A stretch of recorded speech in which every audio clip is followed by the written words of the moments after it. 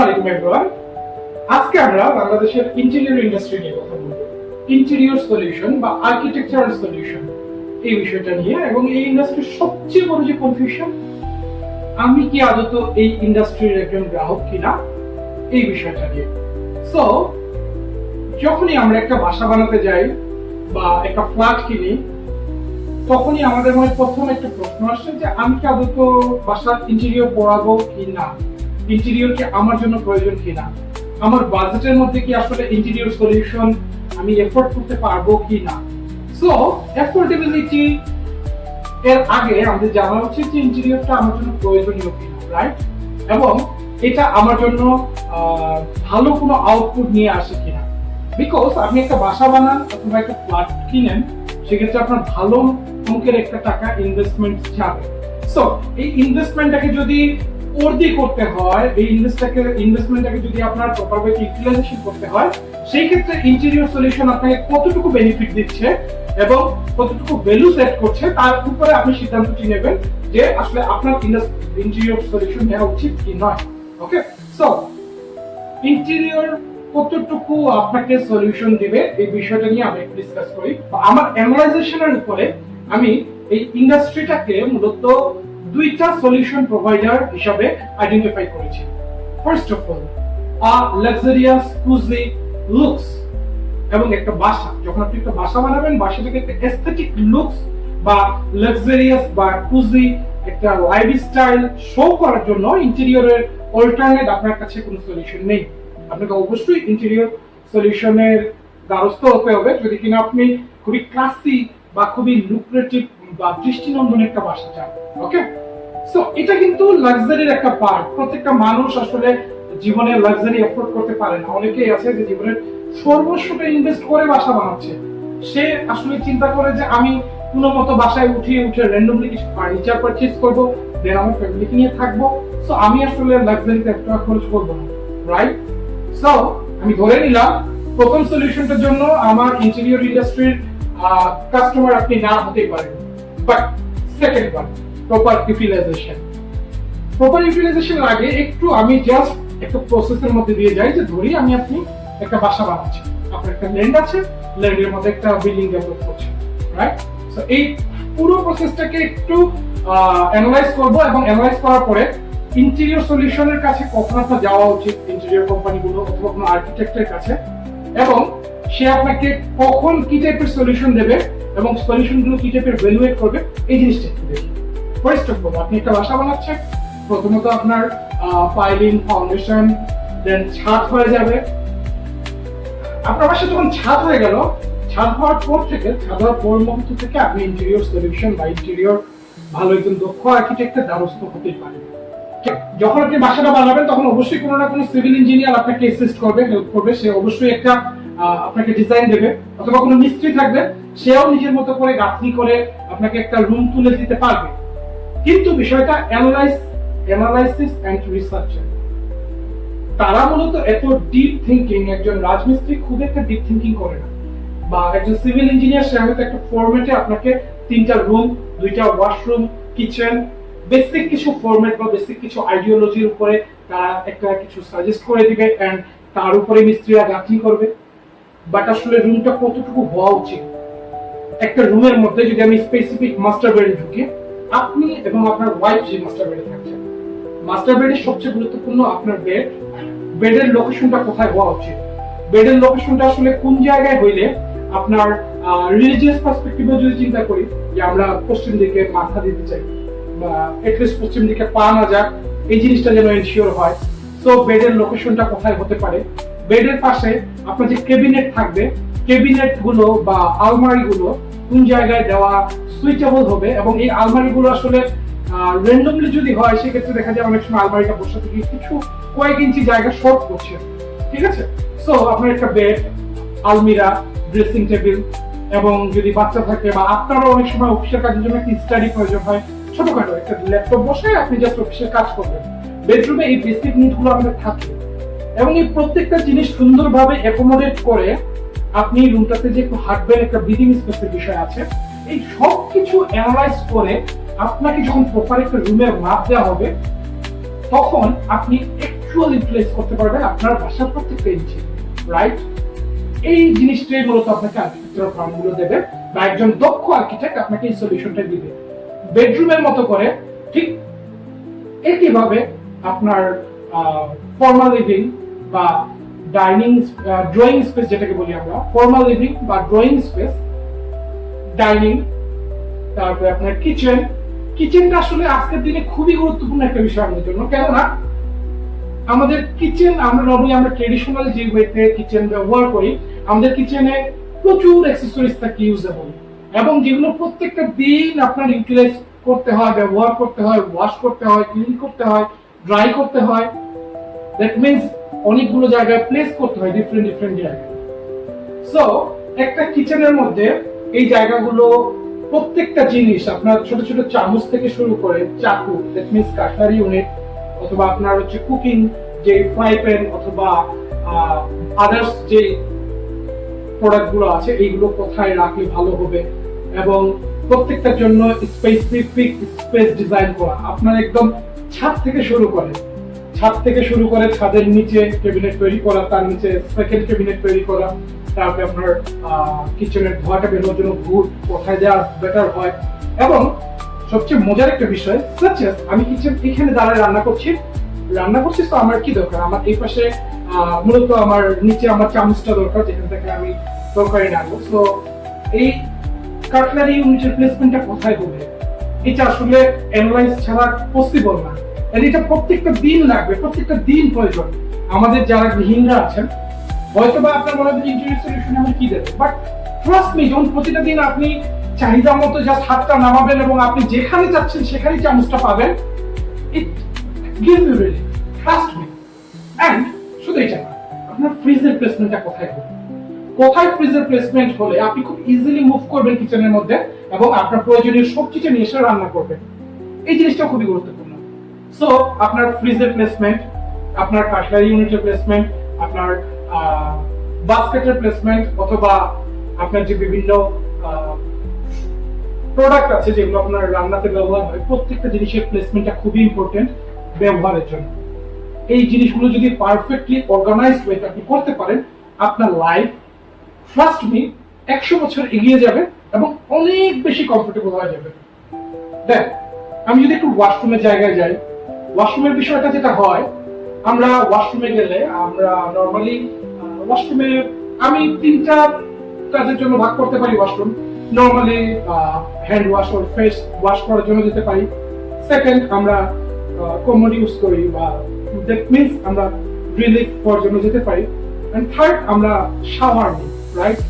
So আমরা যদি যখন শাওয়ার নিচ্ছি, তখন তো নিচ্ছি পুরো শরীর ভিজছে, খুবই রিল্যাক্স ফিল হচ্ছে, বাট যখন শাওয়ার নিচ্ছি না, what about that?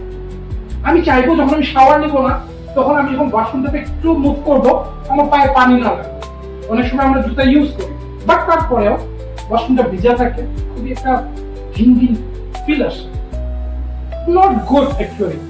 So interior solution বা আর্কিটেক্টরা আপনার এই সলিউশনটা দিবে যে আপনার শাওয়ার জোনটা, ওয়াশরুম কিন্তু সেম, আপনার সেম, আপনি জাস্ট মনে করেন যে 10 ফিট 12 ফিট 15 ফিট যতটুকুই আপনার জায়গা আছে, মিস্ত্রি যে জায়গার মধ্যে ওয়াশরুম বানাচ্ছে, আর্কিটেক্টরা সেম জায়গাতেই আপনাকে ওয়াশরুম ডিজাইন করে দিবে, রাইট?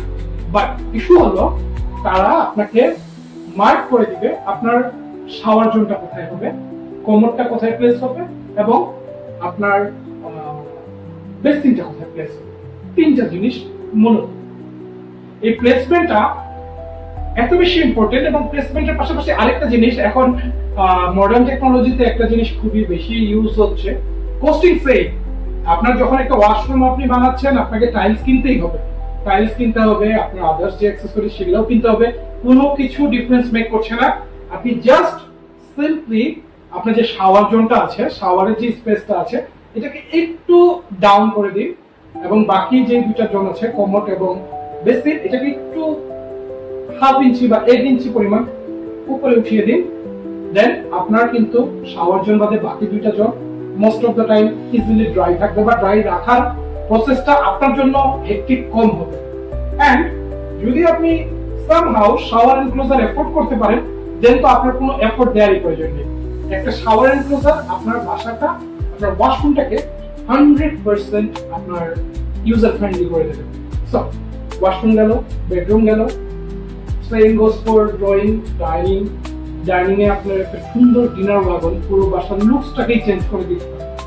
কেননা আমরা দেখা যায় এটা আসলে আমাদের বাংলাদেশের ট্রেডিশন, আমার মা, আমার দাদি সবার কাছ থেকে আমি জিনিসটা দেখে এসেছি যে বিয়েতে অনেকগুলো জাস্ট গিফট আসে, যে গিফট গুলো তারা প্রায়শই মেহমান আসলে বের করে, আপনার ডিনার সেট অথবা বিভিন্ন লুক্রেটিভ গ্লাস কাপ, যেগুলো মানুষ কিনে রাখে জাস্ট গেস্টকে একটু ডেমনস্ট্রেট করবে, গেস্টদের সামনে দেখাবে।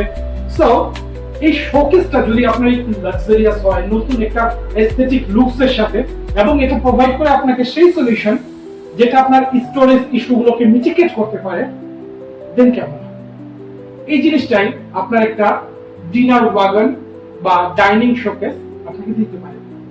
সো এই জিনিসগুলো আসলে আপনি সব জায়গায় পাবেন, বিভিন্ন ফার্নিচারের দোকানে গেলেও পাবেন, অনেক জায়গাতেই পাবেন। বাট একজন ইন্ডাস্ট্রি এক্সপার্ট, একজন আর্কিটেক্ট আপনার বাসা, আপনার প্রপার স্পেসকে প্রপার ইউটিলাইজেশন এর জন্য যেভাবে কাজটা করা দরকার ঠিক সেভাবেই করবে। সো এই জন্যই আমি মনে করি যে আপনার মনে হইতে পারে যে জিনিসটা আমি এভাবে করবো না, মিস্ত্রিকে একটা র্যান্ডম বাধা টাকা দিয়ে দিব, ওর মতো করে ফেলবো, আমি ইন্টেরিয়রের জন্য 10-15,000 20,000 টাকাও ডিজাইনের জন্য খরচ করবো না, রাইট? No issue. বাট আমি যেটা বলি করা উচিত, কেননা আপনার ব্রিদিং স্পেস, আপনার এটলিস্ট ইউটিলাইজেশন এবং প্রপার প্ল্যানিং, এই জিনিসগুলো যদি থাকে দেন আপনি অনেক কিছুই, অনেক কোস্টিংই কমাতে পারবেন। যদি আপনার খরচ ইস্যু হয়, আমি একটা ইন্টেরিয়র সলিউশনকে শুধুমাত্র ডিজাইন বাবদ লাখ-খানেক টাকা দিতে চাচ্ছি না, ট্রাস্ট মি, এটা আপনার 5 থেকে 7 লাখ টাকা সেভ করবে। আপনি যখন একটা বাসা বানাবেন, বাসাটা কখনোই আপনি একদিন বা 2 দিনের জন্য বানাচ্ছেন না, এটা আপনি মূলত একটা লং টাইম, 10 বছর, 15 বছর, 20 বছর, বা অনেকে আছেন যে একদম আমি, আমার ছেলে, তারপরে জেনারেশন লং টাইমের জন্য বানাচ্ছেন। সো এই বাসাটা যেন 20 বছর, 10 বছরে কোনো প্রকার ভাঙাচুরা করতে না হয়, একবারে খুব মানে লং টার্মের জন্য আপনার ইউজেবল হয়, ফাংশনেবল হয়, আপনার ঘরের প্রত্যেকটা কর্নার, সেই জিনিসটার জন্য হলেও আপনার ইন্টেরিয়র সলিউশনের কাছে যাওয়া উচিত, এটা আমার মনে হয়। এবং ইন্টেরিয়র সলিউশনের কোস্টিংটা আসলে কেমন। সো ইন্টেরিয়র ডিজাইনের বিষয়ে আমি জাস্ট রেকর্ড করার আগে একটা জিনিস বলি, ইন্টেরিয়র ইন্ডাস্ট্রিটা অনেক বড়, এইটার গল্পটা আসলে একদিনে করা সম্ভব না। ট্রাস্ট মি, আমরা নেক্সট কোন এপিসোডে হয়তো কোনো একটা ইন্ডাস্ট্রি এক্সপার্টের সাথে কাছে কথা বলবো, তার কাছে জানবো এই ইন্ডাস্ট্রির আরো ইন ডিটেইলস। বাট আমি ইন্ডাস্ট্রির জাস্ট ওয়ার্ক মেথডের একটা সিম্পল আইডিওলজি বলি। ফার্স্ট অফ অল, একদম ছাদ হয়ে গেছে আপনার, দেন আপনার ফ্লোর প্ল্যান মিন্স আপনার রুম গুলা আসলে ওয়ালে যে গাঁথনি দিবেন, গাঁথনি গুলা কোথায় কোথায় দিবেন, আপনার রুমের সাইজ কতটুকু হবে, রুমের ওয়াশরুমের সাইজ কতটুকু হবে, ডাইনিং স্পেস কতটুকু হবে, আদার্স পুরো বাসাটার লুকসটা কেমন হবে, এইটা আপনার ফ্লোর প্ল্যান। দেন পার্ট 2 বা স্টেপ 2, সেটা হলো ফার্নিচার লেআউট। ফার্নিচার লেআউটটা হলো যে আপনার যে বাসাটা আছে, এই বাসায় washing machine, fridge, AC, TV, then খাট, sofa and others, study table, অথবা আপনার যদি আদার্স বুক সেলফ, লাইব্রেরি অথবা আদার্স কোনো শখের জিনিস থাকে, কোন জায়গাটাতে কোন জিনিসটা প্লেস করলে আপনার বাসাটা দৃষ্টিনন্দন হবে, আপনার aesthetic, not interior solution, interior company থেকে আপনি কোনো কিছু পারচেজ করছেন। সো আপনার আপনি যে আপনার অ্যাফোর্ডেবিলিটির মধ্যে আপনার যে রিসোর্স গুলো আছে, এটাকে কিভাবে ইউটিলাইজ করতে পারবেন, এইটা আপনি পাচ্ছেন furniture layout. And third, execution.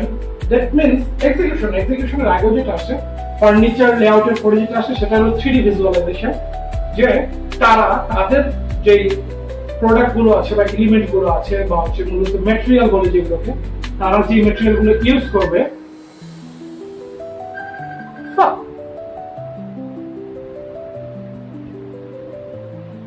Okay, so তাদের যে ম্যাটেরিয়াল গুলো আছে, তারা যে ম্যাটেরিয়াল গুলো ইউজ করবে, এই ম্যাটেরিয়াল গুলো আপনার ম্যাটেরিয়াল গুলোর উপর বেস করে তারা একটা 3D ডিজাইন করবে। এই 3D ডিজাইনটা আপনি প্রপার ভিজুয়ালাইজ করতে পারবেন আপনার বাসাটা কেমন হতে যাচ্ছে, রাইট? কন্টিনিউয়াসলি নোটিফিকেশন আসতেছে, কিছুই করিস না তুই, কিছু একটা পর যেন ব্লক করে দিবি। আচ্ছা, কি বলতেছিলাম? 3D ডিজাইন বিষয়টা হলো যে আপনার এই ডিজাইনের মধ্যে আপনি প্রপার একটা ভিজুয়ালাইজেশন পাবেন যে তারা আপনাকে কি টাইপের প্রোডাক্ট বা কি টাইপের সার্ভিস অফার করছে এবং আপনার বাসাটা কেমন একটা লুকস হতে পারে। আমি বলবো যদি আপনার বাজেটের ইস্যু থাকে আপনি এই প্রোডাক্টটা অ্যাকসেপ্ট নাও করেন, বাট আপনার জন্য আপনার বাসার ইউটিলাইজেশনের জন্য আপনি এটলিস্ট একটা ইনিশিয়াল লেভেলের কনসালটেশন নেন, যেটা আমার মনে হয় না বাংলাদেশের মার্কেটে খুব বেশি হবে। সেটা হয়তো 15,000, 20,000, 30,000, হয়তো ক্ষেত্র বিশেষে 50, ক্ষেত্র বিশেষে আরো কম হতে পারে বিভিন্ন কোম্পানিতে। সো আপনি at least furniture layout, floor plan এইসব জিনিসের জন্য হলেও একজন আর্কিটেক্টের দ্বারস্থ হন, এবং যদি আপনি এফোর্ড করেন, যদি আপনার মনে হয় যে হ্যাঁ আমি প্রপার সলিউশনটা নেব, then go for it, but with a professional one, with industry expert. তো অনেকগুলো ইন্ডাস্ট্রি এক্সপার্ট আছে, আমরা নেক্সট কোন এপিসোডে ইন্টেরিয়র ইন্ডাস্ট্রির কোন একজন এক্সপার্টের সাথে কথা বলবো এবং তার থেকে জানবো এই ইন্ডাস্ট্রি সম্বন্ধে আরো বিস্তারিত। ততক্ষণ পর্যন্ত আমাদের সাথে থাকবেন, ভালোবাসবেন। আল্লাহ হাফেজ।